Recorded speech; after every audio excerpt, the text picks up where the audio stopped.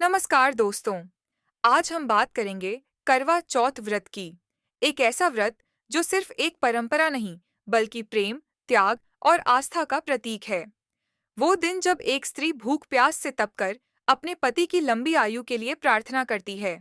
लेकिन क्या आपने कभी सोचा है इस व्रत के पीछे की असली कहानी क्या है?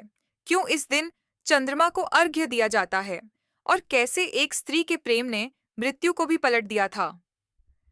आज हम जानेंगे उसी साहूकार की बेटी करवा की कहानी, जिसके नाम पर यह व्रत करवा चौथ कहलाया। बहुत समय पहले की बात है। एक नगर में एक साहूकार रहता था। उसके 7 बेटे और एक प्यारी सी बहन करवा थी। भाइयों को अपनी बहन से अपार स्नेह था। वे हमेशा पहले अपनी बहन को खाना खिलाते और फिर स्वयं भोजन करते थे। एक वर्ष जब करवा का विवाह हो गया, तो करवा चौथ का व्रत आने पर वह अपने मायके आई हुई थी। सुबह से ही उसने निर्जला व्रत रखा था। न जल न अन्न, बस मन में अपने पति की लंबी आयु का संकल्प। संध्या होते ही भाई घर आए, भूखे थे, और अपनी बहन से बोले, बहन, चलो अब भोजन कर लो। करवा मुस्कुराकर बोली, भैया, आज मेरा व्रत है। मैं तब तक जल की एक बूंद भी नहीं लूंगी जब तक चंद्रमा को अर्घ्य ना दे दूं। भाइयों ने देखा, बहन का चेहरा मुरझा गया है। आंखें थकान से भारी हो चुकी थीं। सबसे छोटे भाई का मन पिघल गया। वह बोला, अगर चांद निकल आए तो बहन खा लेगी। मैं कुछ उपाय करता हूँ। वह पास की पहाड़ी पर गया, एक दीपक जलाया और छलनी जैसी ओट में रख दिया। दूर से देखकर ऐसा प्रतीत हुआ मानो चांद निकल आया हो। वह भागता हुआ आया और बोला, बहन, चांद निकल आया है। भोली करवा को क्या पता कि ये छल है। वह भागी भागी अपनी भाभियों के पास गई और बोली, भाभी, चलो चांद निकल गया, अब हम अर्घ्य दे दें।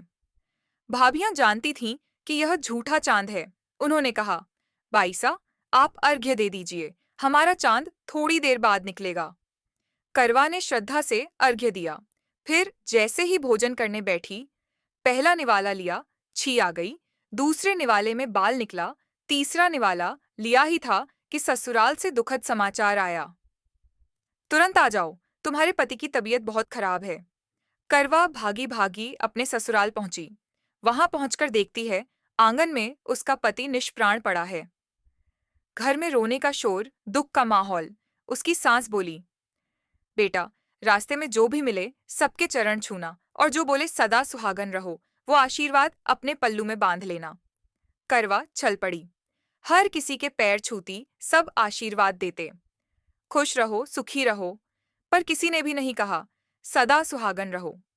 थकी हारी, टूटी सी करवा जब अपने ससुराल पहुंची, तो सबसे छोटी ननद आंगन में खेल रही थी। करवा ने उसके पैर छुए। ननद बोली, खुश रहो, सुखी रहो, सदा सुहागन रहो। ये सुनते ही करवा ने अपने पल्लू में गांठ बांध ली, और जैसे ही अंदर गई, देखती है कि उसका पति जीवित हो उठा। लेकिन सबने कहा, अब भी यह कुछ दिन का ही जीवन है। तब करवा ने संकल्प लिया, मैं हर महीने चौथ का व्रत करूंगी, जब तक चौथ माता स्वयं आकर मुझे वरदान ना दें। करवा जंगल के पास की एक झोपड़ी में रहने लगी। हर महीने वह चौथ का व्रत रखती, अर्घ्य देती, पूजा करती, और हर बार चौथ माता प्रकट होती। करवा हर बार उनसे कहती, माता, मुझे मेरा सुहाग लौटा दीजिए। पर माता कहती, तेरा सुहाग सबसे बड़ी चौथ माता ने लिया है, उनसे मांगना।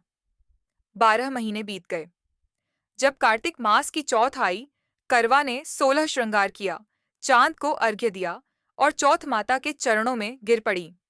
माता, मैंने 12 महीने तप किया है, अब तो मेरा सुहाग लौटा दीजिए।